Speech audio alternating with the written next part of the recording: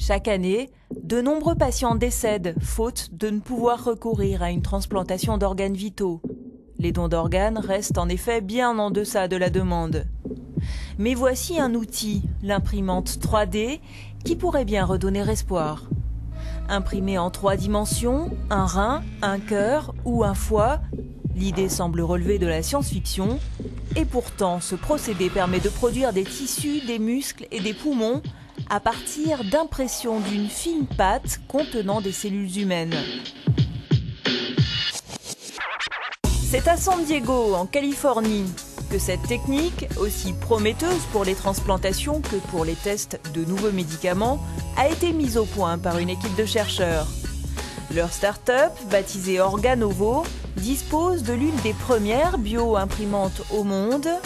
Les voilà donc aptes à reproduire des tissus musculaires humains qu'on distingue à peine de ceux qu'on prélève sur le corps humain.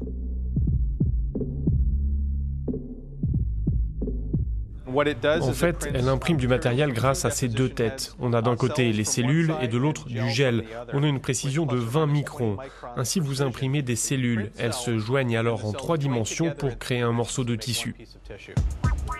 La synthèse de tissu humain a lieu derrière ces vitres, dans cet espace stérile où travaillent une trentaine d'ingénieurs et de biologistes. Ici, elle vérifie qu'on a assez de cellules pour créer une encre biologique. L'encre est extraite de cellules souches prélevées sur des tissus adipeux ou de la moelle osseuse. Dans ces flacons, on procède à leur culture, car il en faut des millions pour créer ne serait-ce qu'1 millimètre de tissu. Là, on prépare cette structure qui va ressembler à un tube. Les cellules sont assemblées en différentes couches. Elles vont ensuite grandir et interagir de manière à former un tissu musculaire fonctionnel, vivant et semblable à celui du corps humain. L'impression se limite pour l'instant aux muscles cardiaques, aux poumons et aux vaisseaux sanguins. Le cœur et le foie n'ont pas encore été expérimentés. Si vous n'avez pas la capacité de créer des vaisseaux sanguins, alors vous êtes limité dans ce que vous pouvez faire. Pour l'instant, on ne peut travailler que sur des surfaces millimétriques. Mais le jour où on pourra imprimer un réseau sanguin sur une surface plus large, alors on pourra travailler sur des tissus plus grands. Le point fort de cette médecine régénérative, c'est que le risque de rejet par le patient est nul, puisque les cellules sont prélevées sur son propre corps. On veut que ces cellules se comportent exactement comme elles le font sur l'être humain.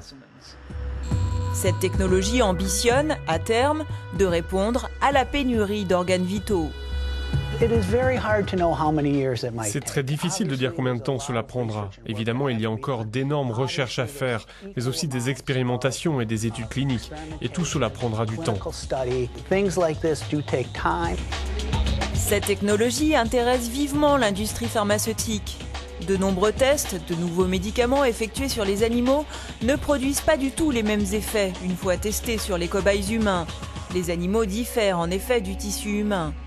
La perspective de remédier au déficit d'organes vitaux en vue des transplantations est également très prometteuse.